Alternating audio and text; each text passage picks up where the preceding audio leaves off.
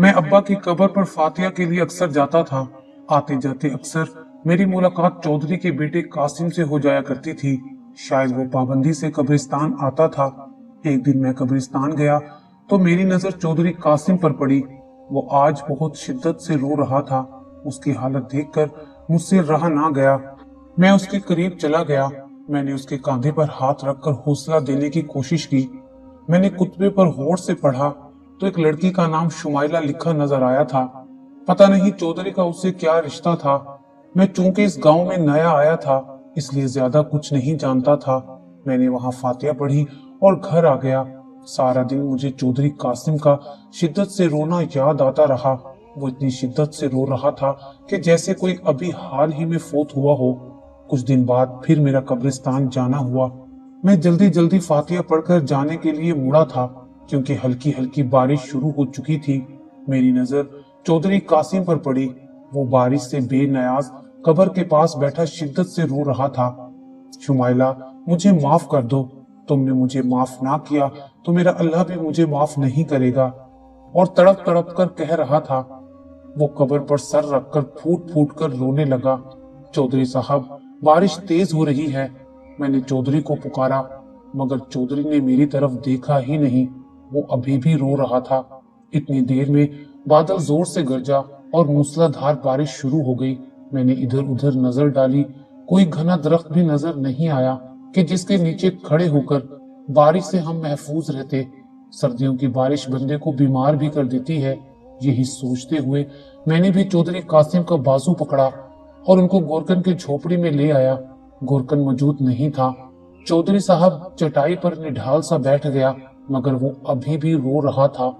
शुमाइला की कब्र यहाँ से भी साफ दिखाई दे रही थी। चौधरी कासिम अभी भी हाथ जोड़कर माफी मांग रहा था। शुमाइला, मुझे माफ कर दो।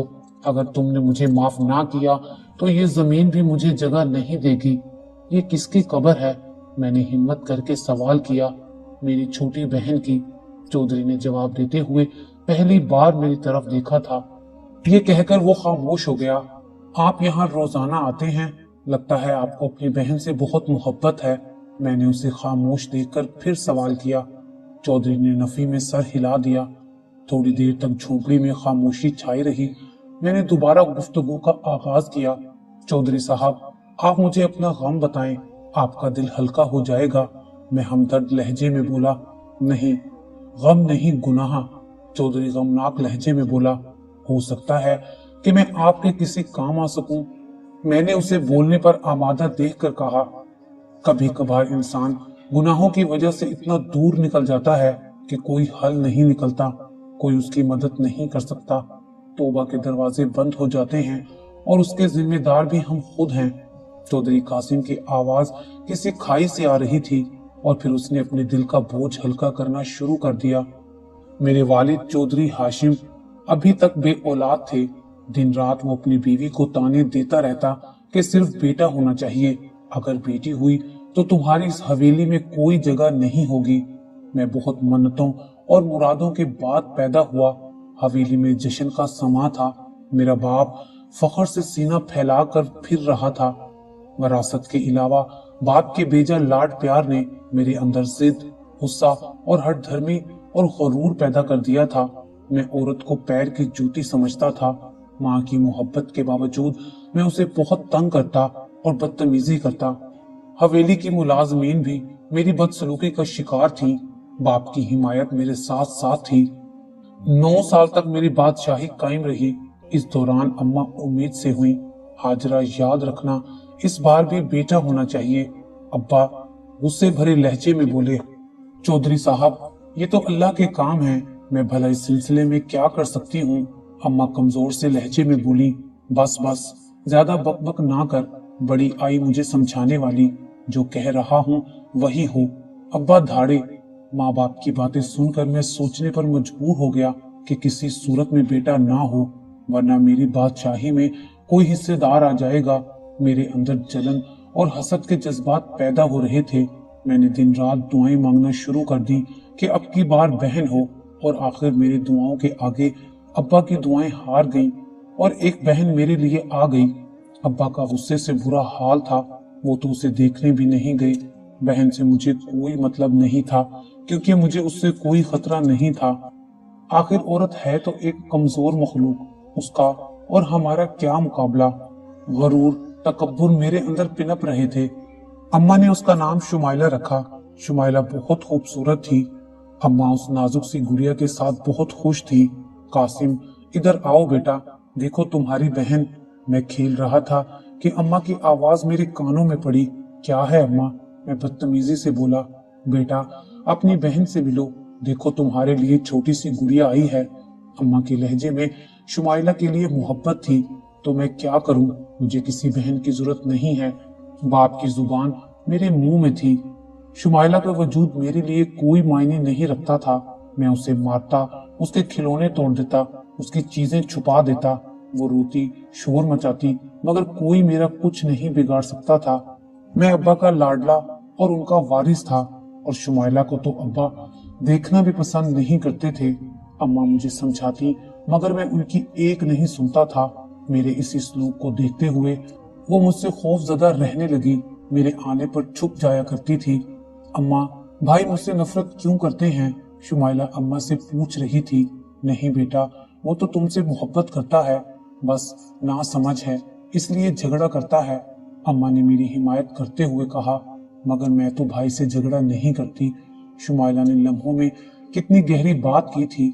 मैं चंद लम्हों के लिए अपनी जगह साकित रह गया था, मगर फिर अपनी अजली हठधर्मी के बाइस बाहर चला गया, क्योंकि मुझे शुमाइला और उसकी बातों से कोई मतलब नहीं था। अम्मा ने शुमाइला को स्कूल दाखिल करवा दिया। वो बहुत शौक से स्कूल जाती। मुझे स्कूल जाने का कोई शौक नहीं था। मैं तो सिर्फ दूसरे बच्चों पर अपनी बर्तरी साबित करने जाता था कि पढ़ लिख कर वो मेरे बराबर हरगिज नहीं हो सकते, बल्कि रहेंगे वो हमारे मुलाजिम ही। वक्त गुजरता जा रहा था। शुमाइला पढ़ाई में और मैं अपनी आवारगी में बढ़ता रहा। शरारतें भी करता और अब्बा को शिकायत उस्ताद की लगाता। जब अब्बा उन्हें जलीलो ख्वार करते तो मेरी रूह को बड़ी तस्कीन मिलती। शुमाइला ने मैट्रिक आला नंबरों से पास किया। पूरे गांव में धूम मची थी। सूरत और सीरत में तो वो बाकमाल थी ही, पढ़ाई में भी उसने मैदान मार लिया था। मैंने गांव वालों के चेहरे पर शुमाइला के लिए इज्जत और मोहब्बत देखी थी। मुझसे वो डरते थे, मगर नहीं, वो मुझसे नफरत भी करते थे। मुझे पहली दफा शुमाइला से हसद महसूस हुआ। जानी एक लड़के के सामने एक लड़की फोकियत ले गई थी। हवेली में आने जाने वाले अम्मा अब्बा को मुबारकबाद दे रहे थे और मेरा हसद के मारे बुरा हाल हो रहा था। वो आगे पढ़ना चाहती थी। उसने अम्मा से इस बात का इजहार किया कि उसे शहर के मेडिकल कॉलेज में दाखिला लेना है। ये सुनना था कि मेरे तन बदन में आग लग गई। अब्बा और मैंने खूब मुखालफत की। क्या जरूरत है आगे बढ़ने की? मैंने कहर आलूद निगाहों से उसे घूरा था। अब्बा, मुझे शौक है। शुमाइला ने पहली बार जुबान खोली। पढ़कर क्या तू तीर मारेगी? करना तो फिर भी चूल्हा हांडी है। मेरे लहजे में हकारत थी। पुत्र, पढ़ने दे बेचारी को। अम्मा हिमायत में बोली। ना भाई, जरूरत क्या है शहर जाकर पढ़ने की? करनी तो तेरी शादी है, हमने कौन सा तुझसे नौकरी करवानी है? अब्बा गुस्से से धाड़े। चौधरी साहब, मैंने आपसे जिंदगी में कभी कुछ नहीं मांगा, मगर अपनी बेटी के लिए मिन्नत करती हूँ कि इसे पढ़ने की इजाजत दे दे। अम्मा हाथ जोड़ते हुए बोली। अब्बा, बस ज्यादा गौर ना कर, कोई जरूरत नहीं है लड़की जात को सर पर बिठाने की। मैंने नफरत से कहते हुए शुमाइला पर नजर डाली। उसकी आंखों में बेबसी के आंसू थे, मगर मुझे जरा रहम नहीं आया था। और फिर अम्मा की इल्तिजाएं और शुमाइला की दुआएं रंग ले आईं।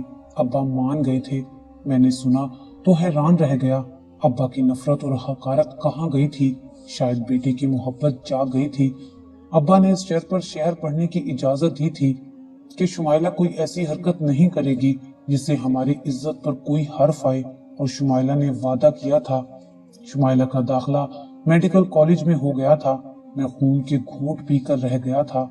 जब उसे हॉस्टल से छुट्टियां होती तो मैं उसे लेने जाता। सारे रास्ते उसे डांटता, डराता, बिला वजह उस पर रोक डालता।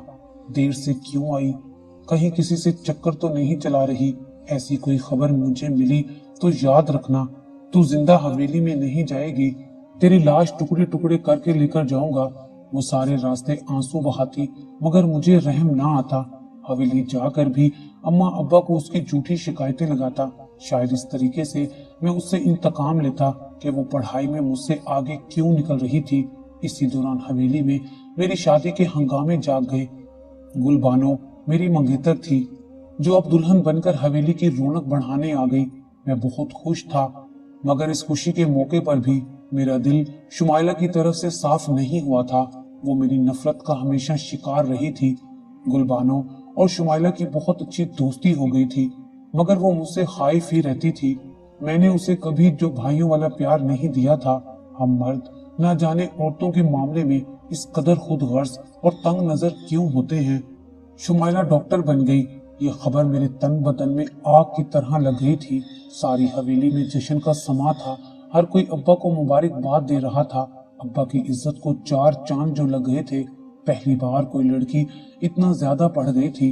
बेटा, तुमने मेरा सर फख्र से बुलंद कर दिया। अब्बा ने शुमाइला के सर पर मोहब्बत से हाथ रखते हुए कहा, अब्बा, आपकी इज्जत मुझे अपनी जान से भी ज्यादा प्यारी है। डॉक्टर बनकर भी शुमाइला के अंदाज में आजिज़ी और इनकसारी खत्म नहीं हुई थी। मेरी बेटी बहुत नसीबों वाली है। अम्मा के लहजे में उसके लिए प्यार ही प्यार था। मुझे उनका प्यार एक आंख नहीं भा रहा था। शुमाइला, मैंने हमेशा तुझसे नफरत की, कभी तुझे प्यार नहीं दिया। मेरे होते हुए भी तो बाप की मोहब्बत से महरूम रही। अब्बा के लहजे में दुख था। मुझे आपसे कोई शिकायत नहीं। मेरा ख्वाब था डॉक्टर बनने का, और वो आज पूरा हो गया। मुझे आपसे कोई गिला नहीं है। शुमाइला की आंखों में आंसू और लबों पर मुस्कुराहट थी। मगर मैं, बेटा, तुम्हारे लिए कुछ करना चाहता हूँ, अपनी तमाम ज्यादतियों का अजाला। अब्बा पुरअज़म अंदाज में बोले, मुझे गांव में अस्पताल बनाना है, उसके लिए जमीन चाहिए। शुमाइला ने उम्मीद भरी नजरों से अब्बा को देखा। हाँ बेटा, जो तुम कहोगी वही होगा, जितनी जमीन चाहिए ले लो। अब्बा मोहब्बत से बोले, अब्बा, मैं चाहती हूँ गांव वाले इलाज के लिए महरूम ना रहें, उन्हें शहर ना जाना पड़े, उन्हें इलाज की सहूलियात गांव में ही मुयस्सर हो। शुमाइला की निगाहों में उम्मीद और वलवला था। कोई जरूरत नहीं है इसे जमीन देने की, करनी तो इसकी शादी ही है, तो फिर ये नया शोषक क्यों छोड़ा जा रहा है। मैंने गुस्से से मदाखलत करते हुए कहा, तू चुप कर कासिम, ये मेरा और मेरी बेटी का मामला है। अब्बा तो बिल्कुल ही बदल गया था। अब्बा, अगर तूने इसे जमीन दी तो मैं इसके टुकड़े कर दूंगा। मैं नफरत से फिंकारा, कोई आराम से, बहन है तेरी। अब्बा गुस्से से चिल्लाए, आप होते कौन हैं मेरे टुकड़े करने वाले। शुमाइला ने मेरी आंखों में आंखें डालकर कहा। मैं उसका एतमाद और जुर्रत देखकर हैरान रह गया। मेरी आंखों में खून उतर आया था। मैंने आगे बढ़कर उसे थप्पड़ मारना चाहा था कि अब्बा मेरे सामने आ गए और मेरे मुंह पर थप्पड़ रसीद किया। अपनी बकवास बंद कर और चला जा यहाँ से। अब्बा ने पहली बार मुझ पर हाथ उठाया था और इसकी वजह सिर्फ शुमाइला थी। देखता हूँ कैसे बनता है अस्पताल। मैं धमकी देता हुआ अपने कमरे में आ गया और जाते जाते शुमाइला पर नफरत भरी निगाह डालना नहीं भूला था। कासिम, क्यों गुस्सा कर रहे हैं, बनाने देना अस्पताल, इसमें सबका फायदा है। गुलबानो ने मोहब्बत से मुझे समझाने की कोशिश की। बकवास बंद करो और मेरा दिमाग ना खाओ। सब उसी नागिन के हिमायती बन गए हैं। नफरत मेरे खून में शामिल हो गई थी। मेरे सर पर इंतकाम सवार था। मैं इस जागीर का अकेला मालिक हूँ, किसी को इसमें शरीक नहीं बनने दूंगा। मैं सारी रात जागता रहा और मंसूबे बनाता रहा कि शुमाइला को कैसे मजा चखाऊं, कैसे उससे अपनी बेइज्जती का बदला लूं कि वो हमेशा याद रखे। और फिर मेरे शैतानी दिमाग में एक तरकीब आई थी जिससे सांप भी मर जाता और लाठी भी ना टूटती। यानी मैं बुरा भी नहीं बनूंगा और शुमाइला मेरे रास्ते से भी हट जाएगी। सुबह मैं अपने कमरे से निकला तो मालूम हुआ कि अब्बा और शुमाइला जमीन देखने गए हुए हैं। मैं खोलता हुआ गाड़ी में बैठ गया। मेरा इरादा गांव से बाहर जाने का था। गांव से बाहर एक हिंदू साधु था जो काले अमलियात का माहिर था। मैं उसके पास जा पहुंचा। उसकी झोपड़ी से नागवार बू आ रही थी। जगह जगह खोपड़ियां और हड्डियां बिखरी पड़ी थी। वो शायद किसी चिल्ले में मसरूफ था। मैं एक जगह बैठ गया। नफरत और हसद ने मुझे कहां से कहां पहुंचा दिया था। वो मेरी बहन थी, मगर मैं जालिम हो गया था। उसकी एक जरा सी मासूम ख्वाहिश ने मेरे अंदर के हैवान को जगा दिया था। बोल, क्यों आया है? साधु की अचानक आवाज पर मैं चौंक गया। साधु ने मेरी तरफ सुर्ख अंगारा आंखों से देखते हुए पूछा, मैंने हिम्मत करके उसे सारी बात बता दी, शुमाइला से अपनी बेपनाह नफरत की। ये कौन सा मुश्किल काम है, हो जाएगा, बस तुम्हें इसके लिए 2 शराइत मानना होगी। साधु गहरे लहजे में बोला। वो क्या शराइत हैं? मैंने जोश से पूछा। एक तो 15 दिन तक गुस्ल नहीं करना और कोई नमाज नहीं पढ़नी, और 15 दिन के बाद कुरान पाक की कुछ आयत उल्टी लिखकर आनी है। साधु राजदाराना अंदाज में मेरे करीब झुका। दूसरी शर्त सुनकर मेरे रोंगटे खड़े हो गए। कुरान की बेअदबी। मैं सोच में पड़ गया। अगर ये नहीं कर सकता तो चला जा यहाँ से। मेरी खामोशी पर साधु चीखा। दूसरी शर्त बहुत मुश्किल है, मगर अपने मकसद की खातिर मैं ये सब करूंगा। हसद ने मेरा जमीर मार दिया था।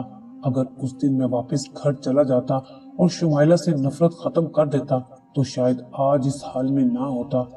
नमाज तो मैं पहले ही नहीं पढ़ता था, मगर जुमे का मसला था जो अब्बा के साथ पढ़ने जाता था, और जहां तक गुस्ल का ताल्लुक था तो वो मैं सबसे छुपा सकता था, मगर गुलबानो वाकिफ हो सकती थी। उसका मैंने ये हल निकाला कि कम से कम कपड़े रोज बदल लिया करूं। मैं हवेली में किसी से ज्यादा बात ना करता। हवेली में सब समझ रहे थे कि शायद मुझे अकल आ गई है। मैंने गुस्ल छोड़ दिया, मगर रोज कपड़े बदल लेता। जुमे का दिन आ गया। उस दिन मुझे बहुत बेचैनी थी, नमाज छोड़ने की नहीं, अब्बा से बचने की। जुमे के वक्त अब्बा तैयार होकर निकलने लगे तो उन्होंने मुझे भी आवाज दी, कासिम आजा, जुमे को देर हो रही है। मैंने बहाना बनाया कि अब्बा मेरे दोस्त का एक्सीडेंट हो गया है, मैं उसे देखकर वहीं से मस्जिद आ जाऊंगा। ये मुसीबत ऐसे टल गई थी। मैं रोज कपड़े तो बदल लेता था, मगर मेरी बीवी मुझे शक भरी निगाहों से देखती थी। कासिम, आप रोज नहाते हैं, मगर आपके कपड़ों से नागवार महक आती रहती है। गुलबानो उलझन भरे लहजे में बोली। मगर मैं तो रोज नहाता हूँ। मैंने थूक निगलते हुए झूठ बोला। पता नहीं, मगर बहुत नागवार बू है। उसकी आंखों में शक के बादल उठे। अच्छा, ज्यादा बकबक मत करो, बड़ी आई नेक बीबी।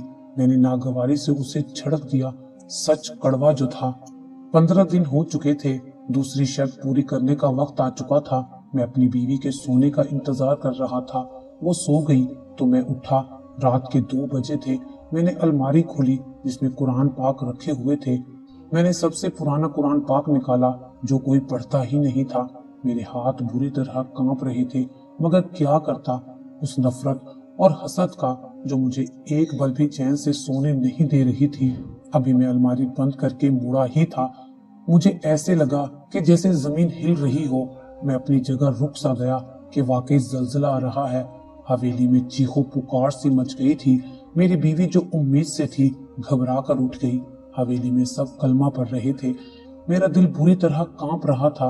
मेरा दिल बार बार कह रहा था कि ये जलजला नहीं है, कुरान पाक की अभी अभी जो बेहुरमती हुई है ये उसका नतीजा था।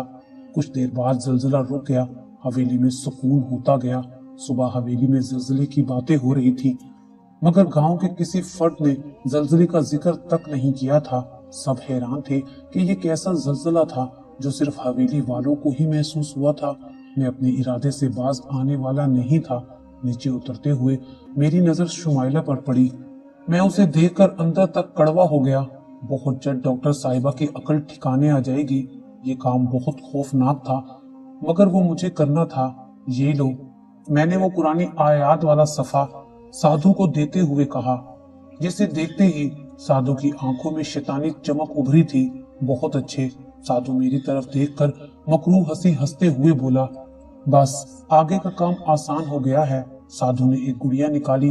गुड़िया के सर में सुइयां चुभोई और उसकी टांगों को काले धागे से बांध दिया। ये ले। साधु ने गुड़िया मेरी तरफ बढ़ा दी।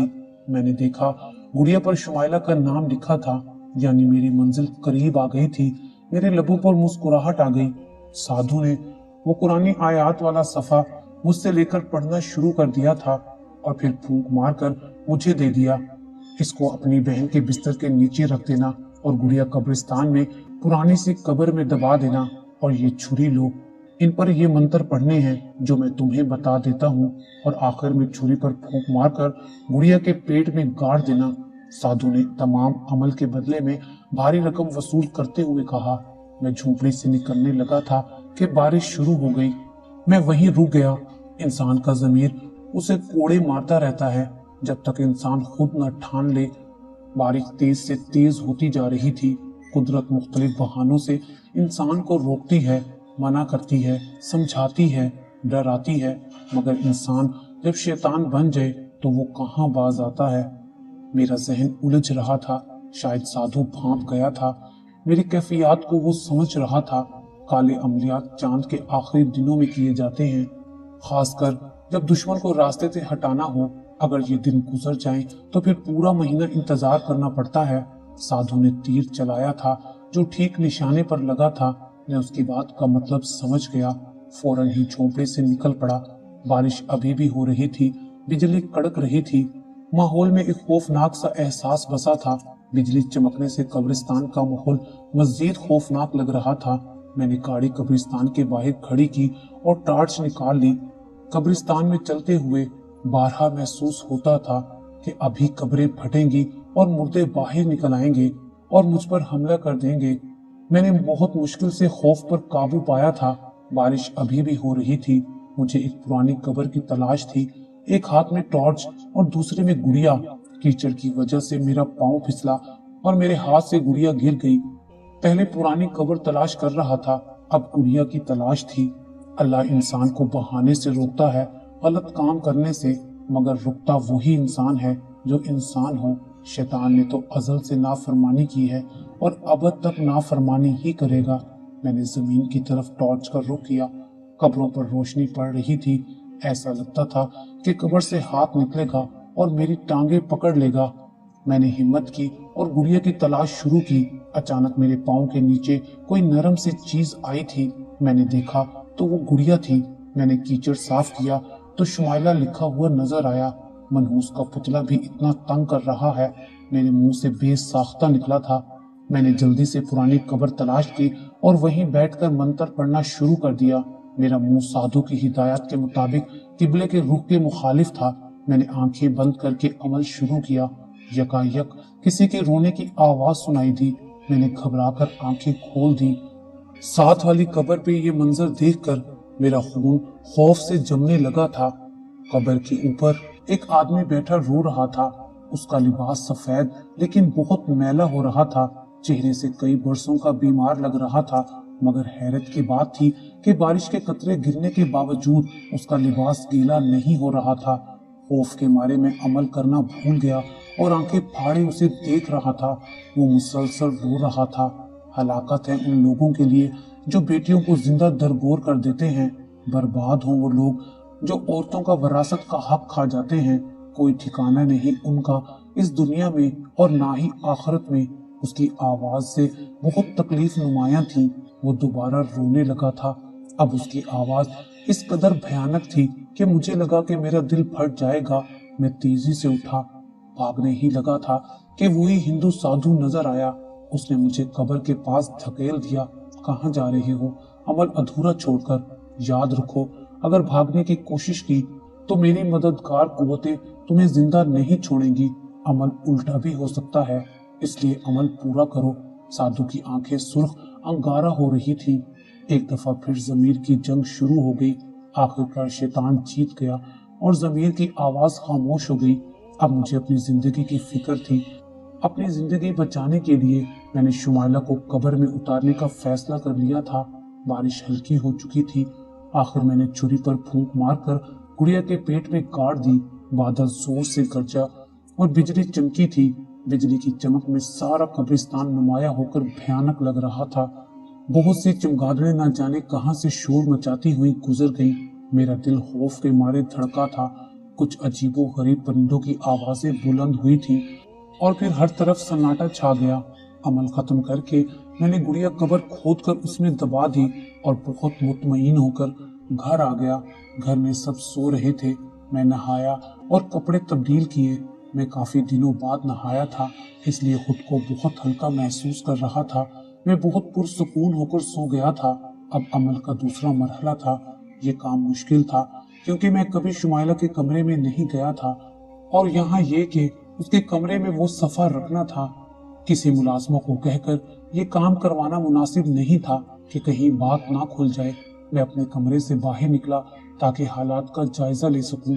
मुलाजिम ने बताया کہ ابا شمائلہ ہسپتال کی زمین کے سلسلے میں باہر گئے تھے۔ میرے پاس سنہری موقع تھا۔ میں فوراً وہ قرآن آیات والا صفحہ لے کر شمائلہ کے کمرے میں چلا گیا اور جلدی سے بیٹھ کے بالکل درمیان میں رکھ کر فوراً باہر آ گیا۔ کسی کو پتہ نہ چل سکا تھا میرا بیٹا پیدا ہوا تھا۔ میں بہت خوش تھا۔ ساری حویلی میں جشن منایا گیا تھا۔ پورے گاؤں میں مٹھائی بانٹی گئی تھی۔ ابا، اماں، شمائلہ سب بہت خوش تھے۔ رات کے کسی پہر شمائلہ کی چیخوں سے پوری حویلی گونج اٹھی تھی۔ ہم سب اٹھ گئے۔ شمائلہ مسلسل روئے جا رہی تھی۔ اماں اور ابا اسے تسلی دے رہے تھے۔ شمائلہ، کیا ہوا ہے؟ کیوں رو رہی ہو؟ گل بانو نے پریشانی سے پوچھا۔ بھابھی، میرے کمرے میں دو لمبے لمبے کالے سائے تھے، وہ میری طرف بڑھ رہے تھے۔ انہوں نے میری گردن دبانے کی کوشش کی تو میری چیخ نکل گئی۔ شمائلہ روتے ہوئے بولی، لگتا ہے کالے علم نے اپنا کام دکھانا شروع کر دیا ہے۔ میرے ذہن میں فوراً خیال آیا تھا۔ اماں اسے اپنے کمرے میں لے گئیں۔ بس پھر تو یہ سلسلہ شروع ہو گیا۔ وہ ساری رات روتی رہتی، چیخیں مارتی رہتی۔ کبھی کہتی میرے سر میں درد ہو رہا ہے، کبھی کہتی میں جیسے ہی سونے لگتی ہوں ایسے لگتا ہے سارے جسم میں آگ لگ گئی ہے۔ وہ بیڈ سے نیچے اتر کر نیچے لیٹی۔ وہی سیاہ سائے آ جاتے تھے جس کے آنے سے کمرے میں سڑے گوشت کی بدبو آنے لگتی۔ وہ ساری رات جاگتی رہتی۔ چند دنوں میں اس کی حالت پاگلوں جیسی ہو گئی۔ میں اپنے کمرے میں پرسکون لیٹا، اس کی چیخوں کی آوازیں سنتا رہتا۔ میں جانتا تھا کہ وہ سائے سادھو کے موکل تھے جو عمل پورا کر رہے تھے، جو شمائلہ کو ڈراتے تھے۔ حویلی میں سب بہت پریشان رہنے لگے تھے۔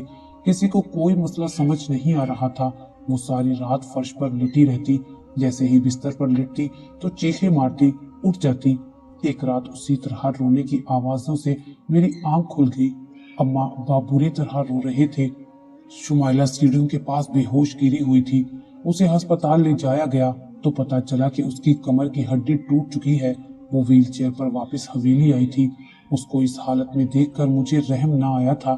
کس قدر پتھر دل تھا میرا۔ وہ سارا دن اپنے کمرے میں پڑی رہتی، ہنسنا بولنا سب چھوڑ دیا تھا۔ سب اس کی زندگی کی دعائیں مانگ رہے تھے اور میں اسے قبر میں اتارنے کا انتظام کر کے آیا تھا۔ کچھ دنوں بعد وہ سوتے میں ہی مر گئی۔ کسی کو پتا نہ چلا کہ اسے کیا ہوا تھا۔ میں خوش تھا کہ میرے راستے کا پتھر ہٹ گیا تھا۔ اب پھر سے میری بادشاہی حویلی میں قائم ہونے والی تھی۔ اماں ابا غم سے نڈھال تھے مگر میرا خون سفید ہو چکا تھا۔ قاسم، مجھے لگتا ہے شمائلہ کی موت قدرتی نہیں ہے۔ گل بانو پرسوچ انداز میں بولی۔ کیا مطلب ہے؟ میں چونکتے ہوئے بولا کہ لوگ کہہ رہے ہیں کہ شمائلہ کو سایہ ہو گیا تھا مگر میرا دل کہتا ہے کہ اس پر کسی نے کچھ کروایا تھا۔ گل بانو مزید بولی، کیا بکواس ہے؟ میں نے اسے ڈانٹ دیا، میں اندازہ نہیں لگا رہی۔ اس کے کمرے کی صفائی کرتے ہوئے یہ صفحہ ملا ہے جس سے گل بانو تعصب بھرے انداز میں بولی، بیکار باتیں کر کے میرا سر نہ کھاؤ، اپنے اندازے اپنے پاس رکھو۔ میں نے اسے جھڑک دیا۔ میرا دوسرا بیٹا پیدا ہوا تو وہ معذور تھا۔ میرا دل بجھ سا گیا۔ چند دنوں کے بعد میرا بیٹا فوت ہو گیا۔ میرے اوپر غم کا پہاڑ ٹوٹ چکا تھا۔ اماں ابا تو پہلے ہی جوان بیٹی کی موت پر نڈھال تھے، اب مزید دکھی ہو گئے تھے۔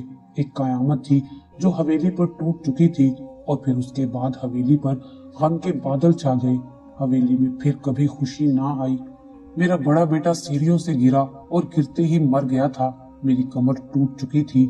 گل بانو بالکل خاموش ہو گئی تھی۔ شمائلہ کی موت کے بعد مجھے ہر کام میں نقصان ہو رہا تھا۔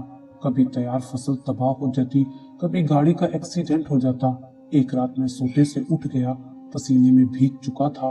میں نے خواب میں دیکھا کہ میں نے کمرے کا دروازہ کھولا تو ایک لڑکی بیٹھی رو رہی تھی۔ کون ہو تم؟ میں نے اس سے پوچھا۔ اس لڑکی نے سر اٹھایا تو مجھے حیرت کا جھٹکا لگا۔ وہ شمائلہ تھی۔ بھائی، آپ نے میرے ساتھ یہ ظلم کیوں کیا؟ میں نے آپ کا کیا بگاڑا تھا کہ آپ نے وقت سے پہلے مجھے مار دیا؟ شمائلہ کی آنکھوں میں آنسو اور لبوں پر شکوہ تھا۔ میرے خوف سے پسینے چھوٹ گئے۔ میں چپ کھڑا تھا۔ میرے اللہ، تو اسے کبھی معاف نہ کرنا، نہ دنیا میں اور نہ ہی آخرت میں۔ شمائلہ نے آسمان کی طرف دیکھا اور دردناک انداز میں یہ کہتے ہوئے غائب ہو گئی۔ میں کتنی دیر تک بستر پر پریشان بیٹھا رہا۔ یہ مصیبت میں نے خود مول لی تھی۔ اب بھگتنے کا وقت آ چکا تھا۔ میری بیوی پھر امید سے تھی۔ پتہ نہیں کیوں اس بار مجھے خوشی نہیں ہوئی تھی۔ मुझे लगा कि इस बार मेरे साथ कुछ बुरा होने वाला है। मैं सारी सारी रात जागता रहता। शुमाइला की बेबसी और उसकी चीखें मुझे रात भर जगाती थी। मैं गांव के इमाम मस्जिद के पास अपना मसला लेकर गया कि मुझे रात भर नींद नहीं आती। वो इल्म और हिकमत में बहुत समझ बूझ रखते थे। उन्होंने मेरा मसला सुनकर आंखें बंद कर ली और कुछ पढ़ना शुरू कर दिया। जब आंखें खोली तो उनके माथे पर नागवारी से बल थे, कुरान की बेहुरमती करो, काला इल्म करो और ना हक किसी का कत्ल करो। और उसके बाद ये कहना कि मुझे सुकून की नींद नहीं आती। चौधरी साहब, मेरे पास आपके मसले का कोई हल नहीं है। आपने हकूकुल्लाह और हुकूकुल इबाद दोनों में ज्यादती की है। आप चले जाएं यहाँ से, मैं आपकी कोई मदद नहीं कर सकता। इमाम साहब ने मुझे मायूस लौटा दिया था। मेरी बीवी की तबीयत खराब हो गई थी, उसे शहर लेकर जाना पड़ा था। डॉक्टर ने जो खबर मुझे सुनाई थी उसे सुनकर मेरे पैरों तले से जमीन निकल गई थी। मेरा बेटा हुआ था जिसके 2 सर थे, उसकी रंगत बिल्कुल सियाह थी, उसकी आवाज इस कदर भयानक थी कि सब लोग इस्तगफार कर रहे थे। मेरी बीवी करीबुल मर्ग थी। डॉक्टरों ने साफ जवाब दे दिया था, कासिम, मैं जानती हूँ कि शुमाइला पर काला इल्म आपने करवाया था, कुरान पाक की बेहुरमती भी आपने की थी। अल्लाह ने हमें औलाद के दुख दिए ताकि हमें सजा मिले। ये कहकर गुलबानों ने दम तोड़ दिया था। मेरा बच्चा भी मर चुका था। अम्मा अब्बा तो सदमे झेल झेल कर टूट गए थे। अब इस नए गम पर एक एक करके दुनिया से मुंह मोड़ गए। मैं सारा दिन दीवानों की तरह फिरता रहता था। जिस हवेली का वाहिद मालिक बनने के लिए इतना कुछ किया, वो हवेली बर्बाद हो चुकी थी। एक दिन इसी तरह भटकते भटकते मैं शुमाइला की कब्र पर आ गया। वो दिन है और आज का दिन। मैं शुमाइला की कब्र पर रोज आता हूँ, अल्लाह से माफिया मांगता हूँ। कुरान को हाथ लगाते मुझे शर्म आती है। चौधरी कासिम खामोश हो चुका था। उसकी कहानी सुनकर मेरा दिमाग माउफ हो चुका था।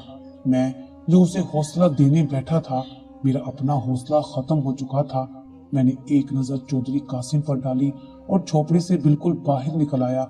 बारिश अब भी हो रही थी, मगर अब मुझसे वहां रुका नहीं जा रहा था। मैं बोझल कदमों से चलता हुआ कब्रों के पास से गुजरा तो मेरी नजर शुमाइला की कब्र पर पड़ी। इस खामोश और पुरसकून कब्र के नीचे ये दास्तान छुपी थी। मैं घर आ गया, मगर दिलो दिमाग चौधरी कासिम की तरफ लगा हुआ था। मुझे उस पर रहम आ रहा था, मगर मैं उसके लिए कुछ नहीं कर सकता था। काफी दिनों तक मैं कब्रिस्तान नहीं गया था। 2 हफ्तों के बाद मेरा कब्रिस्तान जाना हुआ था तो देखा कि चौधरी कासिम का ड्राइवर शुमाइला की कब्र की सफाई कर रहा था और उस पर फूल डाल रहा था। मुझे हैरत हुई। मैं उसके पास चला गया। चौधरी साहब खुद नहीं आए। मैंने मुलाजिम से पूछा, चौधरी साहब अब चल नहीं सकते। मुलाजिम के बताने पर मुझे हैरत का शदीद झटका लगा। क्यों, क्या हुआ है उन्हें? मैं नासमझी से बोला, उन्हें किसी जहरीले कीड़े ने काट लिया था जिसकी वजह से वो माजूर हो गए हैं। मुलाजिम कहकर वापस चला गया। मैं शाम को सीधा हवेली गया। चौधरी बिस्तर पर लेटा था। मैं उसके पास बैठ गया। उसकी आंखों में आंसू थे। वो फूट फूट कर रोने लगा। मैंने वजह पूछी तो चौधरी साहब ने कहा, बस अल्लाह की पकड़ में आ गया हूँ, मैं अब चल नहीं सकता। मैंने कुरान पाक की बेहुरमती की थी। उस दिन मैं शुमाइला की कब्र पर बैठा रो रहा था कि अजीबोगरीब बड़े बड़े कीड़ों ने मेरी टांगों पर काट लिया। काले इल्म की वजह से मैं ईमान भी गवा बैठा था। जिस दौलत और जायदाद की खातिर मैंने सब किया, अब वो मेरे लिए बेमायनी हो चुकी है। ये कहकर वो ज़ारो कतार रोने लगा। मैंने तसल्ली के चंद टूटे फूटे अल्फाज कहे और घर आ गया। फजर की आजान के वक्त मेरी आंख खुली। मैं वजू करके मस्जिद जाने लगा था कि ऐलान हुआ, चौधरी कासिम साहब रज़ाए इलाही से वफात पा गए हैं। मैं तेजी से मस्जिद की तरफ गया। मालूम हुआ कि चौधरी कासिम की तकलीफ बहुत बढ़ गई थी कि टांगे काटनी पड़ गई और वो बर्दाश्त ना कर सका और फोत हो गया। चौधरी कासिम की तदफीन के बाद मैं कब्र के पास बैठा उनकी मगफिरत और आसानी के लिए दुआ कर रहा था कि अचानक मेरी नजर कुछ अजीब गरीब कीड़ों पर पड़ी और वो बहुत तेजी के साथ चौधरी कासिम की कब्र की तरफ आ रहे थे। उन्हें देखकर मैं खौफ से पीछे हट गया। ऐसे कीड़े मैंने जिंदगी में कभी नहीं देखे थे। वो तेजी से कब्र में उतरकर गायब हो गए। मैंने शिद्दत गम और खौफ से आंखें बंद कर ली। बिल्कुल सही है कि काला जादू करने वाला काफिर है, क्योंकि वो अल्लाह से झगड़ा करता है, अपनी तकदीर पर राजी नहीं होता। اپنا ایمان بھی گوا بیٹھتا ہے اور دنیا اور آخرت بھی برباد کر لیتا ہے۔ قارئین، میری آپ سے گزارش ہے کہ کبھی بھی نفرت اور دشمنی میں اتنے آگے نہ بڑھ جائیں کہ کالے جادو کا سہارا لینا پڑے۔ یہ دولت یہی رہ جاتی ہے، دنیا سے جاتے وقت صرف نیک اعمال کا ذخیرہ ہی ضروری ہے۔ اللہ ہم سب کو ہدایت عطا فرمائے، آمین۔